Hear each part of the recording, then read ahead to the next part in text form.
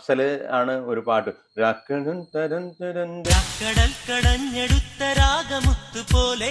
അപ്പൊ അത് അഫ്സൽ പാടണത് ദുബായിലല്ല, ട്രിവാൻഡ്രത്തുള്ള ഒരു പ്രോഗ്രാം കഴിഞ്ഞിട്ട് അവിടുന്ന് ബസ്സിൽ കയറി വന്നിട്ട് നേരെ വന്ന് പാടുകയാണ്. ആ. അത് അഫ്സല് പാടാനുള്ള കാരണമുണ്ട്. ലാലിന്റെ ഷാഫിയുടെ ഒക്കെ ഒരു നന്മയുടെ വശമാണ് അഫ്സലിനെ പോലുള്ള ആൾക്കാർ ഒരുപാട് പേരെ ട്രൈ ചെയ്തിട്ടാ. ഉം. ഒരുപാട് ഇതിന്റെ പേർക്ക് അകത്ത് അവസരം കൊടുത്തു. ഞങ്ങൾക്ക് ഒരു അവസരം തന്നു എന്ന് പറഞ്ഞ പോലെ തന്നെ പല പാട്ടുകാർക്കും അവസരം കൊടുക്കാൻ വേണ്ടി അദ്ദേഹം ഒരു ഒരു ദിവസം മുഴുവൻ മെനക്കെട്ട് പലരെയും വിളിച്ച് പാടിച്ച്, എന്നിട്ട് അതിന്ന് അഫ്സലിനെ കൊണ്ട് പാടിക്കാനുള്ള ഒരു കാരണം വെച്ചിട്ടുണ്ടെങ്കിൽ, അഫ്സല് ആണ് ഒരു പാട്ട് എന്നുള്ളൊരു പാട്ടുണ്ടല്ലോ. ഉം.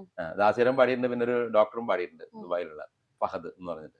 അപ്പൊ അത് അഫ്സൽ പാടണത് ദുബായിലല്ല, ട്രിവാൻഡ്രത്തുള്ള ഒരു പ്രോഗ്രാം കഴിഞ്ഞിട്ട് അവിടുന്ന് ബസ്സിൽ കയറി വന്നിട്ട് നേരെ വന്ന് പാടുകയാണ് ചെയ്തത്. ഉം. പക്ഷെ ഗംഭീരമായിട്ട് പാടി. ആ ട്രാക്കാണ് കമലിനെ കേൾപ്പിച്ചത്.